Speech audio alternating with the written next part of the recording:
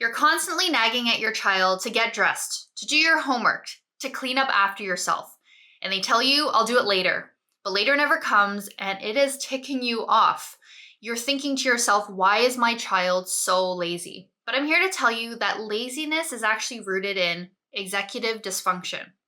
Now, executive dysfunction is a skill and it can be learned. So in this video, I'm going to teach you how you can support your child in shifting them from being lazy into productive individuals. I'm Lisa, a child behavior expert and a parent coach. I have over a decade of experience as a pediatric occupational therapist. I help parents feel empowered in supporting your child through science-backed strategies.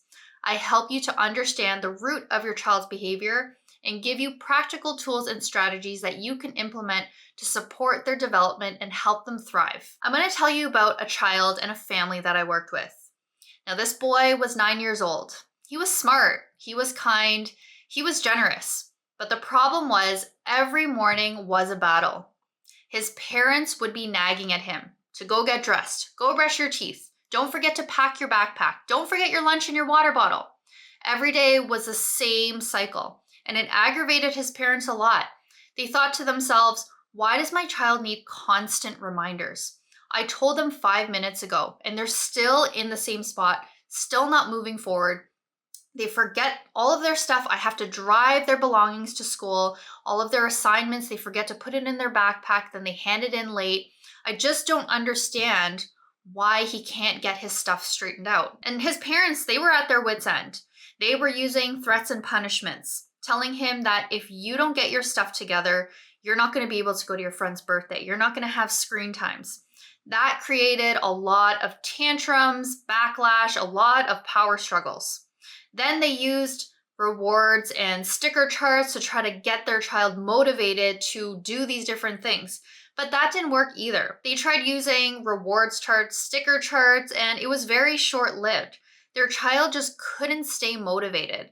And so then they continued using yelling and trying to negotiate, but all of these different tactics never seemed to work, and it just made them feel more and more frustrated every single morning. Then what his parents started to do, which many of us parents, we all fall into this trap, is that we start to label our kids. They started telling their child that you're just lazy, you're just irresponsible, and their child started to believe it. This young boy started to believe he was lazy. I would speak to him privately and he would say, well, what's the point? Why should I even bother cleaning my room? My parents think I'm lazy anyways. Why should I even finish my homework? People don't think that I want to even do well on this. So why should I even care? And so when we really understand where our kids are at and what's going on inside of their brains, we start to see that this stuff that we do as parents, that we don't do it intentionally. A lot of us, we come from a really good place. We're trying to help our kids to thrive, to do well. We don't want our kids to fall behind in school or in personal responsibilities. So we try to push them, and it oftentimes gets received as nags. And so for our kids, they start to internalize that, whatever I do is never good enough.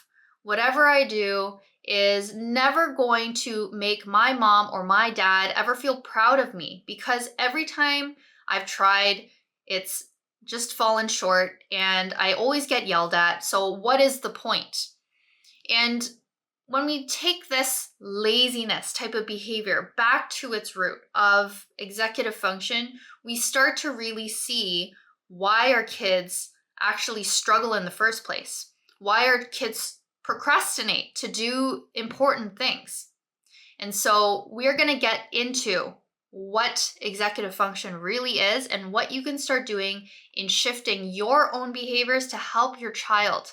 Because truly, you as parents are the architects of whether or not your children will be successful. So if you're wondering now, what if it's not laziness, then what is really going on with my child? What exactly is executive function? Executive function is a set of cognitive skills. It allows us to plan, organize, and execute different tasks. So think about a task that you do every day, cooking dinner. Now, dinner doesn't just show up on the dinner table. It requires a lot of planning and organizing to execute. So you have to come up with a grocery list. You have to make time to go to the grocery store, pick up all of the ingredients, and have it ready in your fridge. Now, when it's dinner time, you don't just show up at 6 o'clock and expect dinner to be ready. You have to think prior to that. So you have to have a good sense of time and time management skills. You have to start cooking dinner around 4:30, 5 o'clock if you want dinner to be ready and hot on the table by 6.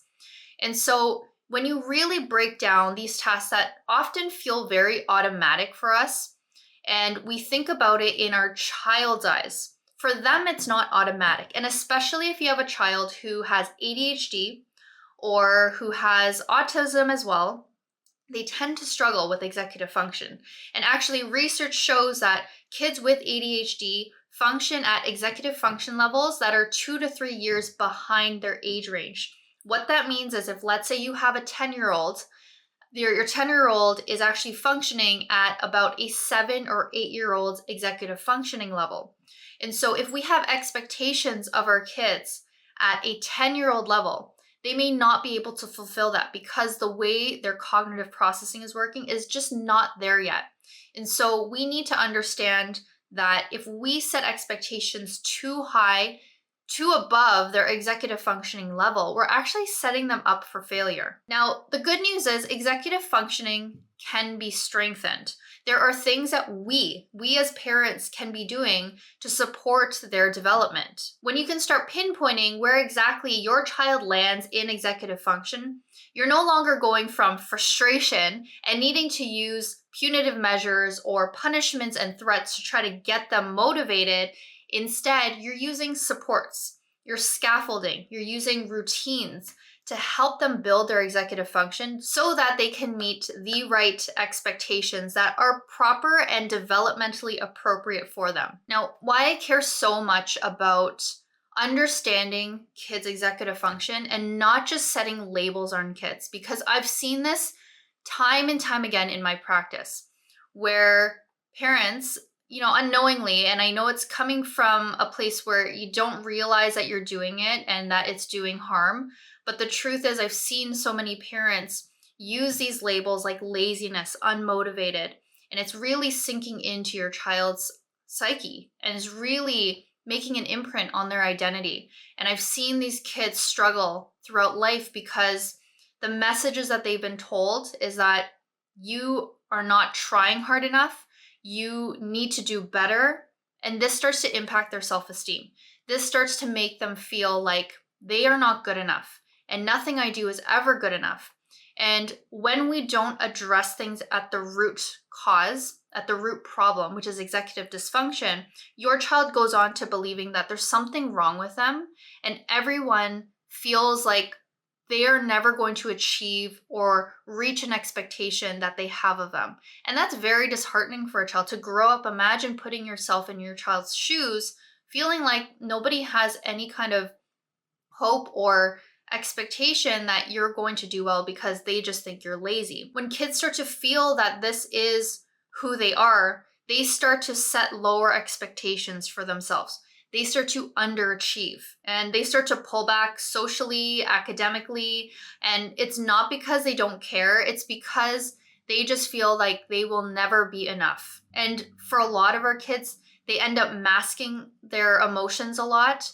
They start to feel internally frustrated and there's a lot of anger and resentment building up, but they mask it. They hide all of these things and it becomes mental health challenges later down the road. So to avoid all this, you have to recognize that you have the responsibility right now to start supporting your child rather than using punishments and labeling them.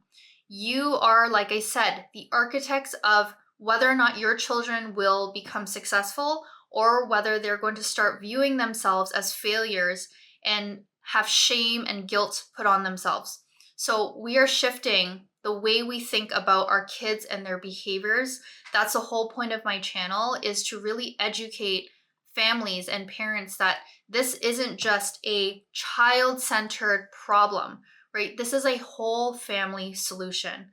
It's everyone involved in the family that's working together to start building your child's skill set, building your child's self-esteem so that they can be successful later down the road. So what exactly do you need to be doing as a parent to help your child build executive functioning skills? The first step is recognizing that your child is struggling with something and you need to start breaking down the task for them. When you give them a task like clean up your room, this can feel very overwhelming, especially for a child who struggles with executive function. They see the task and they're thinking, I don't even know where to start. I don't even know what exactly I should be doing to achieve this clean room that my parents want for me. And so I see this a lot because cleanliness, getting your kids to be responsible for their rooms, that's very common when your kids reach, late primary, middle school, and well into high school, your kids should already be able to take care of themselves. And so if we're telling our kids a task to do that is way too ambiguous for them, it makes them feel overwhelmed. And that's what's actually shutting them down. It's actually sending a signal of stress to their bodies, and their bodies and their minds are actually shutting down. It's sending a nervous system response. And so, in order to make it feel more manageable, breaking things down, and this is what it would look like if, for example, we're taking cleaning your room. Instead of just making that statement, instead focus on one section of the room. Maybe it's their desk. Maybe you walk into their room, their desk is a complete disaster. There's papers everywhere, pencils everywhere, there's crumbs. And you're actually sitting down with them and saying, let's just take one step at a time. We're not looking at the entire room. I just want us to focus on your desk. And here's what you're going to do. You're going to gather all the papers, and I've got you a basket, and you're going to put all the papers in the basket. And I've got you a little cup here, and you're going to gather all the pencils and put it in the cup. You've now broken the task down, and it seems way more manageable because it's way more clear about what exactly they have to do. And when they're given those kind of instructions, they're actually able to execute it. And when they execute it, they feel successful. They feel like they just did something to achieve the goal. And so when you consistently break things down in different areas of their life, they start to feel these small moments of success. And over time, when you start to get them to do more things, they start to learn, okay, I think I know how to break this task down myself because my parents have helped me do that for so many months, so many years that I actually know how to do this myself. So you are actually modeling to them, and you're actually giving your executive functioning brain to them because they don't yet have that developed. And they're going to learn through how it is you take your step by step to execute a task, and they're going to start learning how to apply that for themselves. Number 2 is to reduce overwhelm before it starts. This happens during homework time. I see kids who start to really ramp up whenever it's homework time and their parents are telling them, you got to get your homework done, your assignment's due by the end of the week. Did you bring home your textbook? Did you do this? And it starts to create a lot of stress and anxiety, especially for our kids who maybe struggle with academics to begin with. And when we put this pressure on trying to get their homework done, it builds an even bigger mountain over them. And so we have to remember that if we start to activate their nervous system and stress them out before we even get them to start the task, it's going to feel like they're at the bottom of the hill and it will feel impossible for them to get to the top. So we need to help them feel more grounded, more regulated before we get them started. So if you're seeing your kids starting to freeze or they're shutting down because you asked them to do their homework, slow down. Don't try to push them into it by saying, if you don't get your homework done, you're not going to have any screen time. You're never going to get this assignment done on time if you don't start it right now, and start pressuring them. Instead, ask them, what do you think you need right now? It looks like homework is starting to feel like a really big mountain in front of you, and I get it. There's a lot of work to do, but I'm here to help break it down for you. But it looks like you might need something. What do you think that is? Should we go for a quick walk around the neighborhood and come right back? Because sometimes that movement can help really regulate that nervous system to get them out of that stress mode. Maybe it's just having a snack, getting a fresh glass of water. These little things, we want to remember it. It seems so logical, and it seems like, of course, why didn't I think of this? But these are things that slip our minds in the moment, especially when we're having such power struggle with our kids. We need to remember that executive function or executive dysfunction can really make something simple to you be a really big stressful mountain for your child. And so if we can calm their nervous systems down before we get started, you're going to have a way better chance of success getting through that task. Number 3 is to create external structures. So your child's environment really matters, especially with executive dysfunction. If their environment is disorganized, it's going to make it so much harder for the brain to stay organized. So what your child needs is more routines and structures. So you could be using more visual schedules to help them stay on track of what are all the different tasks that they need to do. Here's an example. If your child struggles with the morning routine because it feels like there's a lot, right? They just wake up, they're more groggy. They might not be, the kind of kid that likes to wake up and is full of energy. Like they just come up and they're more groggy, and it's harder for them to push their bodies to get all the different tasks done. It's like their brains are still sleeping, and it's hard for them to really process, okay, I've got 10 things that I need to do before I get out the door. So what you can do is actually create a visual schedule to help them out, to help them remember all the different tasks. So step 1, go to the bathroom, brush your teeth for 2 minutes. Have a visual timer there that they can set up. That way they can actually see and have visual feedback on how much time they need to spend actually brushing their teeth. After that, then they need to go back to their rooms and get dressed. So pick out the clothes ahead of time. That's one really important tip that I give to parents. If your child struggles with picking out their clothes the morning of, pick it the night before. That way they have more time to think about what it is they want to wear. They have it all laid out. It's ready for them. All they need to do is change out of their pajamas and into their clothes. Another great tip is get your kids wearing the clothes that they're going to wear the next day to sleep. That way when they wake up, they don't have to change. That can actually shorten a lot of the rush. I know that the morning routine can feel very compact and you're kind of stretched for time.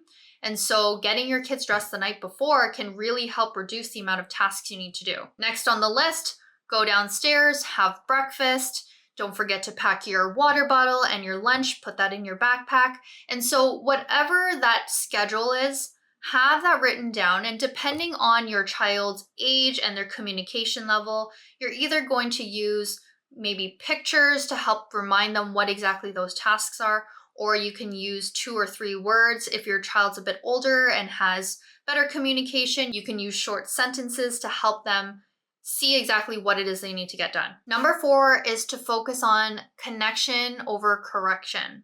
So when your child makes a mistake, when they forget something, right? When they leave their bags really messy, instead of immediately going in and saying, why is your bag so messy? Why did you forget that again? I told you 5 times already. What we are doing is we're creating a cycle with them. Every time they don't do something right? They don't meet the expectation, we react. And what are they going to start doing? They're going to start building a defense wall. And over time, what is that defense wall going to start looking like? It's going to start looking like meltdowns. It's going to start looking like defiant behaviors. It's going to start looking like them talking back to you or just flat out ignoring you, because what they're hearing is a lot of correction, a lot of finger pointing and blaming. And I get where you're coming from if you are making these kinds of statements. It's because you're internally feeling frustrated. You feel like you've repeated yourself so many times, why can't my child just understand and get this thing done? And when we don't see things from their perspective, where they're actually struggling, they're actually having a hard time, of course, we're going to fall back on the emotions we're feeling and react from that. So instead of seeing their behaviors as intentional, see it as it's actually rooted in a struggle. And yes, it may look intentional. I've met many kids where it looks like your child is really trying to give you a hard time. But why is your child giving you a hard time? Always ask that question, why is my child behaving the way they are? Because there's always something deeper beyond that behavior. It's actually rooted in a struggle, a lacking skill, or an unmet need. And so when we can get to that point, that's where it can give us that compassion to go, hold on, I need to not react right now. I need to not immediately go to correction because my child is clearly having a hard time. And so if your child has forgotten their backpack for the 5th time, instead of yelling at them and saying, "Why do you keep forgetting? Why can't you be like your sister who remembers everything?" That's not going to help the situation. Instead, talk face to face, connect with them and go, "Hey, I've noticed that you've been forgetting to bring your backpack. And I just want to check in and see, like, what's been going on? Is there something that you're having a hard time with?" And when you can come in with empathy, when you can help validate some of the feelings your child's feeling, they're going to be more willing to open up. Maybe they're going to be able to tell you, "Yeah, I don't know, I just can't seem to remember." Or, "I'm not really sure why I need so many reminders." And that's where you can start problem solving together. This is where you can start giving your corrections as solutions, right? Instead of immediately going to the correction and what they should be doing.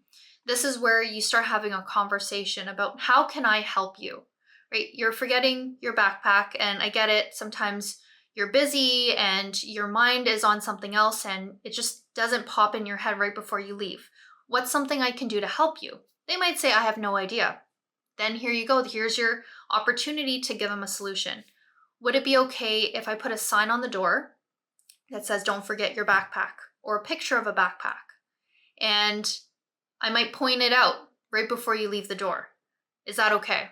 "Yeah, I think that will be helpful." Great. That's a much better conversation to actually get you guys somewhere, to get you guys moving forward, rather than just having an argument over why they're forgetting their backpack. Number 5, celebrate the progress, not perfection. When your child is building their skills of executive function, it's like they're building muscle.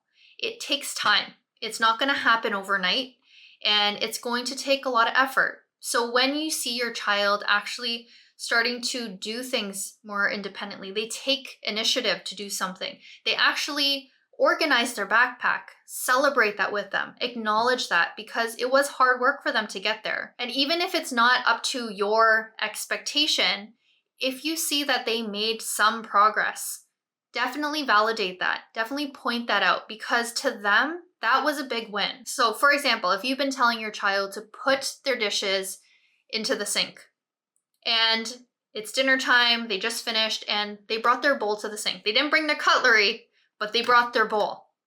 Celebrate that. They remembered this time to bring one of the objects to the sink. And you could say something like, "Thanks so much for bringing that bowl to the sink. That's really helpful for me when I have to do the dishes." Just acknowledging that and slowly getting them to help out with the rest, right? The next time you can go, "Thanks so much for bringing that bowl. Do you mind bringing up your fork and your spoon too?" When we come from a place of compassion and empathy, and we're not pointing the finger and blaming them for not doing something, this helps your kids to see the situation differently. It helps them to see it more positively. And over time, when they get more and more positive experiences, they're going to feel more motivated to continue doing better each time. If you're seeing signs of executive functioning challenges like procrastination, emotional outburst, unsure how to get things started, you're not alone. And you are here to really be the forefront in helping your child. You are the person who's going to give them that support system and structure. And so if you're feeling unsure of, how do I actually do that? How do I actually be that for my child? I'm here to support you through this journey. My one-on-one parent coaching helps you to understand where exactly your child's at. What is their executive functioning level? And what is it that you can be doing differently to start supporting them? How can I be engaging with them differently? How can I be breaking things down differently? Because every situation can be so different. Yes, take my example of break the task down, but sometimes the answer might not be that obvious. And just having my insights can really help you to know how to execute this yourself. So just think of it this way. I'm your executive functioning coach to help you be your child's executive functioning coach. So if you're ready to get started and start supporting your child's executive functioning skills, you can book a free consult call in the description box below to get started. Thank you so much for watching. I hope you enjoyed this video and found it informative. Please remember to like and subscribe to my channel, and I'll see you on the next one.